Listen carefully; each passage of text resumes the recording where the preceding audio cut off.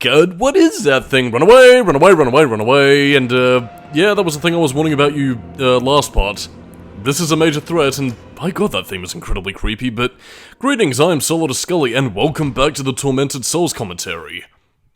We have hit a threshold of danger, but in the meantime, it can't get us in here, because this is a room of innocence, with nice little piano pieces that might sound a bit familiar. Yes, indeedy. This is in fact the bedroom of Anna and Emma Wildberger, now abandoned, and this is pretty much the first diary entry, I believe. Where, yeah, we get to learn exactly what happened to Anna, how she got to write in this, or how her diary ended up here, since she's pretty much recounting how she found her way back inside the cell in the underground basement, you know, all the way back in the 80s. And yeah, it's also here where we learn that, well, I'm pretty sure we might have learned it before, or I might have skimmed over it in the text.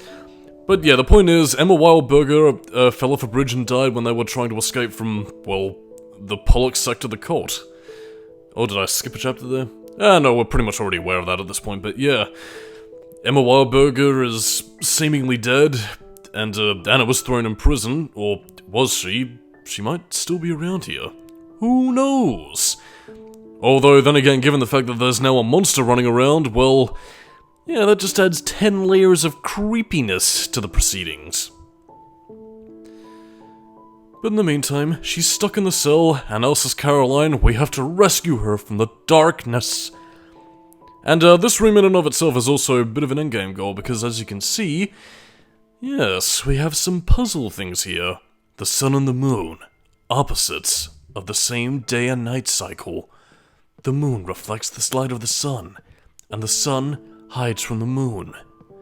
Light and the dark. And, yeah, now that we've set that monster free, yeah, it's no longer here, so now we can have a bit of an explore over the place.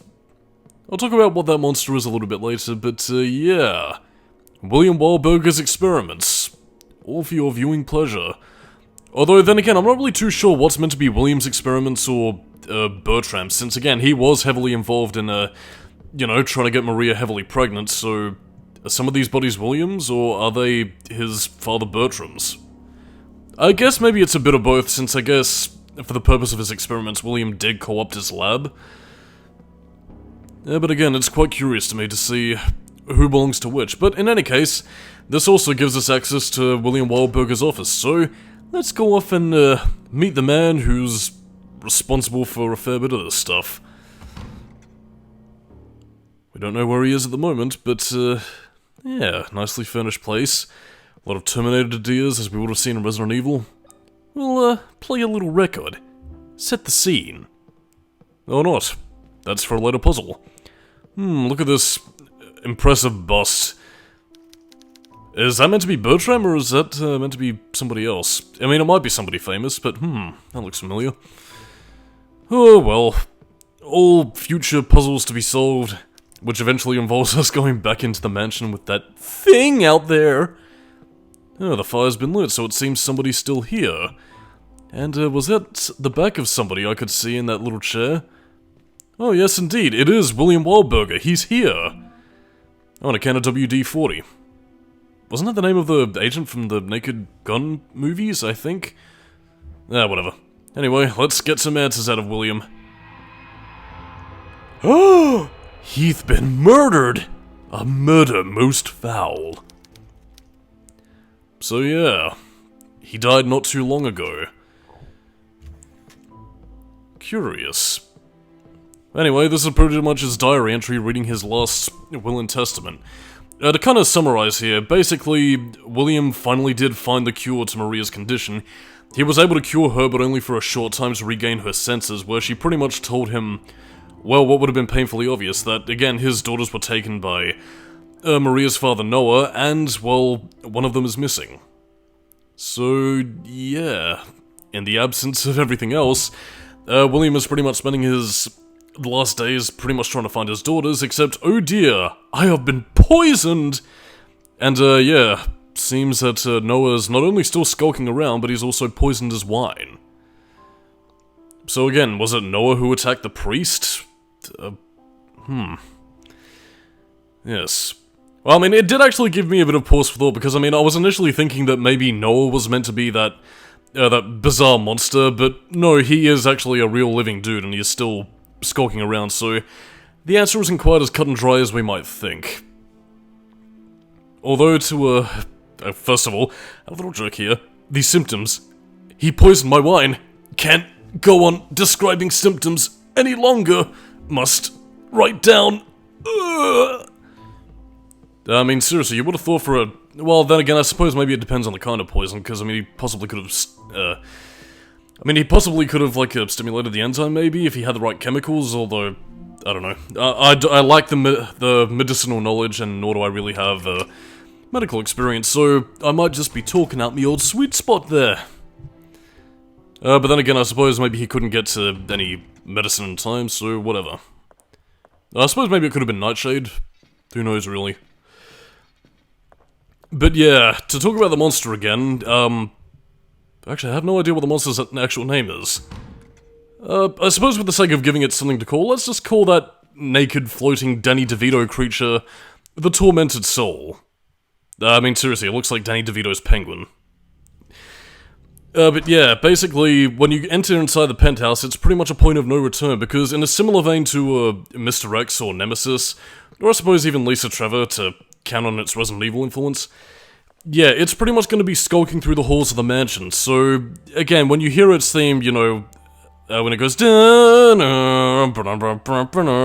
okay, something a bit less silly than that, but, again, when you hear its theme song start blaring, and it will, it's very pants-shittingly tense, yeah, keyword is to run away, run away, run away, run away, and, yeah, because, I mean, otherwise it will cause some pretty major damage.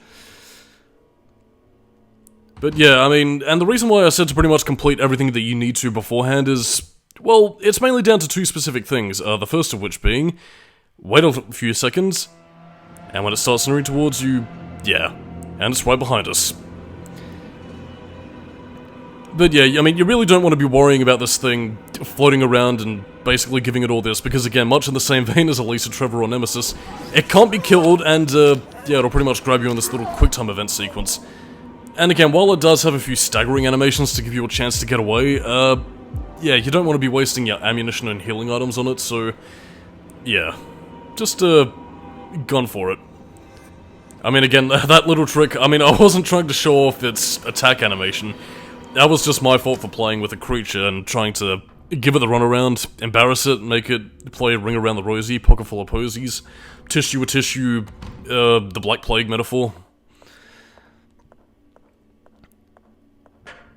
Yeah, but yeah, there are some rooms it'll go into, other rooms that it won't, and I have actually, in more recent playthroughs, found an exploit for it, but you didn't hear that from me. Because in the meantime, we have another voyage into the corrupted world. Not quite the most exciting journey, but one that is a bit more thematically appropriate, because since we're entering through the maternity ward, it involves babies. Who wants a baby?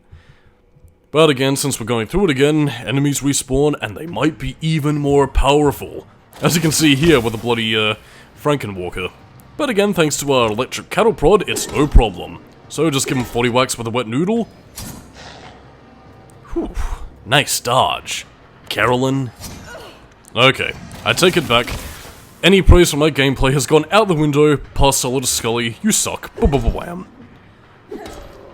But yeah, I mean, like, in spite of some of the potshots that you might take, I do recommend, pretty much again going for the knock 'em down, 40 whacks with a wet noodle strategy, if only for saving your ammunition, because, again, Tormented Souls is a survival horror game tried and true, and you gotta conserve your resources. Now then, to finally open this piece of shit, use a bit of WD-40 to de-rust the things. Gotta use it twice, because gotta arbitrarily pad out gameplay, even if by a fucking second.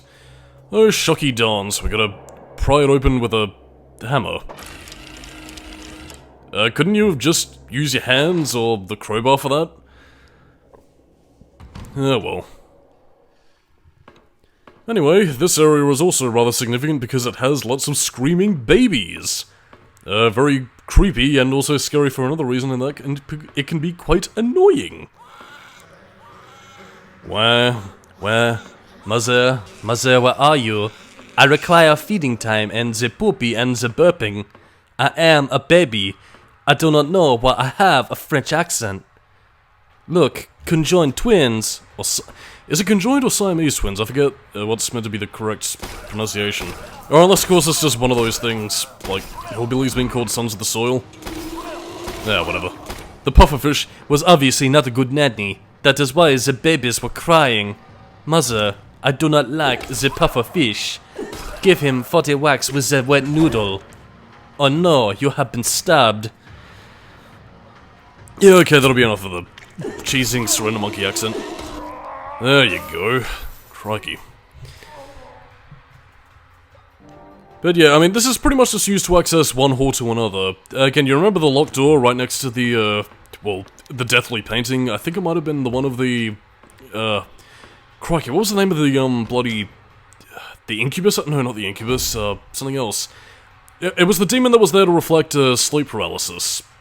I can't quite remember its name at the moment, but again, right next to that picture, the locked office, that's pretty much where we're going. Come on, Clawfinger, get your shine on and fuck off and die. I mean, you've been in the corrupted world too long. You cannot see in dark in the corners of the light. Yeah, again, like, I mean, I will say this, I do kind of wish they got more mileage out of the corrupted world than in fact they did, but again, I'm not too sure whether that's just down to indie game budgetary reasons, or if it was just more a factor of the setting, because, I mean, or maybe possibly that they didn't want to entirely rip off Silent Hill with its Lewis Carroll, Alice in Wonderland influence for its world. I don't know, because, I mean, the corrupted world, while it might very much be just, you know, the other world with the serial label filed off, it does indeed run under very different rule sets. And again, like, I mean, it's not just, you know, world based on the mind's perception, no. It is very much a world corrupted by a spiritual power, so... I'm just very curious as to what a potential Tormented Souls 2 would do with the concept, or, you know, anything. Because, I mean, given the good ending of the game, it's, quite curious. Oh, by the way, you probably won't be able to see it unless you zoom in or have very good eyesight. But, yeah, if you examine the text of the book, and I'm not talking about, you know, the in-game text files, I mean, like, examine the text on the book before you see all this shit. Yeah, a lot of that's actually written in Spanish. Because apparently they didn't bother to alter the textures towards English. Well, I mean, then again, it does make sense because this game was made in Argentina first, and they already had the text up anyway, so, yeah, not really any need, but, I don't know, found it kind of amusing. But anyway, this is pretty much Maria going off on her one-woman quest to save her daughters and, well, pretty much succeed to the mutations that left her frail and rotting until William cured her, and then she died, and then everything pretty much went to hell in a handbasket, leaving it up to Caroline to pretty much take up the reins and save the day. Because why let a stranger rescue your children when you yourself can do it and die? Whatevers. Anyway, we've almost completed all Maria's diary entries. At last. When Caroline finishes this adventure after spending years in therapy, I don't know, maybe because she could release a book or get a movie deal out of this. Tormented Souls, the movie, in 3D. Sell those traumatic memories and make a fresh million in Hollywood. There we go, that's the ticker. God damn, those hopalongs are alarmingly naked when you look at their lower hindquarters. God, it's a good thing their penis is rotted off, otherwise, that'd be rather phallic. Well, then again, not as if this game is really, you know, all that censorship about anything, considering the fact that we saw, the rather lovely Caroline in all of her beauty right at the beginning of the game. Hold on, I'm coming! Where the hell are you- what the fuck? Oh, it seems its ambulatory systems had failed it. Silly hop-along. There we go. Anyway, that clock over there is pretty much our primary puzzle. Because, I mean, again, as you notice with the statue back in William's office, yes indeedy, there was no eye. And it wasn't because he lacked vision or he had it poked out in a poker game. Yeah, keep a careful look at where the golden outlines are. That's pretty much your clue for where the hands of the clock are meant to be. It is art. But yeah, pretty much pay attention to where the hour, minute, and second hands are, and bada bing, you do the thing, you've got your time to, pretty much solve the puzzle. There we go. It's a nice bit of puzzle design. Not too brain-taxing, but requires you to use your noggin with context and clues of things you can examine. Except for that one, though. I'm not too sure what that one is meant to be, or maybe it was meant to give you a clue as to what your reward might be. But yeah, like, I mean, I think the tells are pretty obvious at this point, so... Yes. The time is now. Access the clock. Okie dokie, let's see what we can grab.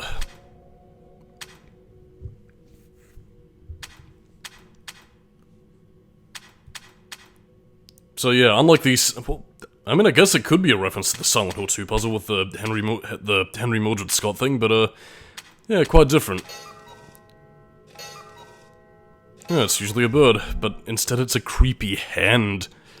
Which, I mean, actually makes me wonder, like, I mean, was that intentionally hidden there by, Bertram, or... yeah, I guess maybe it must have been.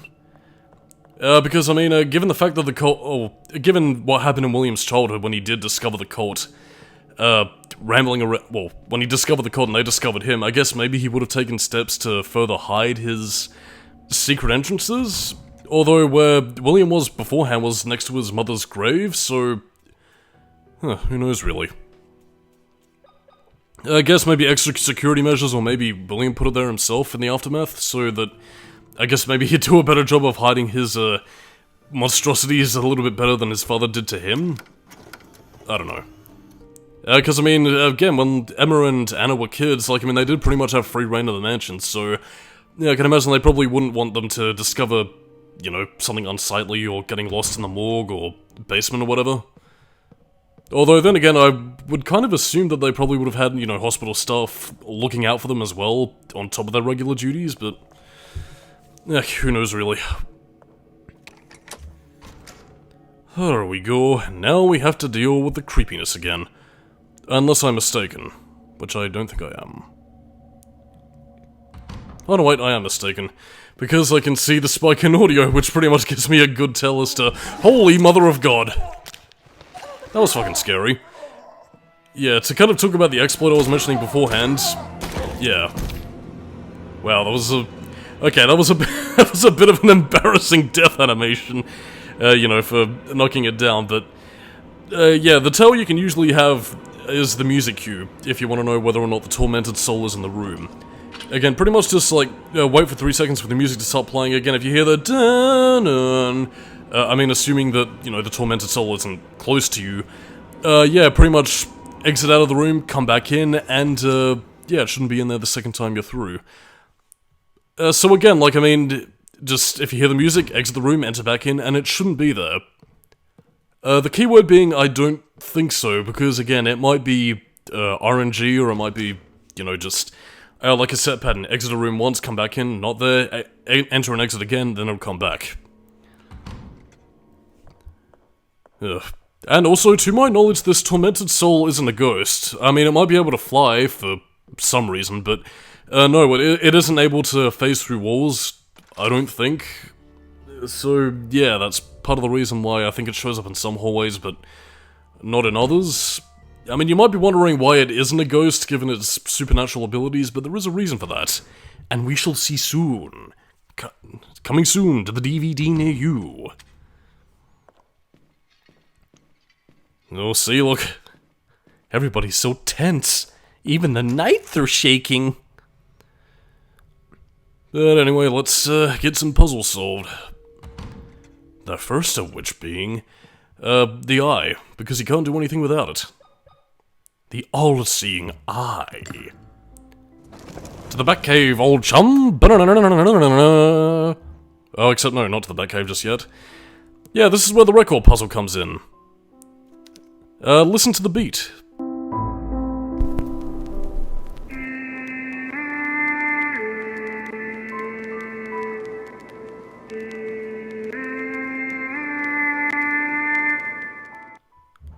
So yeah, that's pretty much a clue. A bit of a puzzle that a lot of people actually get stumped by, but yeah, pretty much match the chords with this, with the piano here. And yes, you will finally gain access to the Batcave, old chum! So yeah, on that note, I am Solidus-Skully, keep it new metal, and next time on the Tormented Souls commentary... Oh, I got that wrong. Whoop-de-doodle. Yeah, next time on the Tormented Souls Commentary, yeah, we enter the Batcave, old chum! So, yeah, I'll catch you dudes and dudettes next time, and I'll see you later. Bye-bye.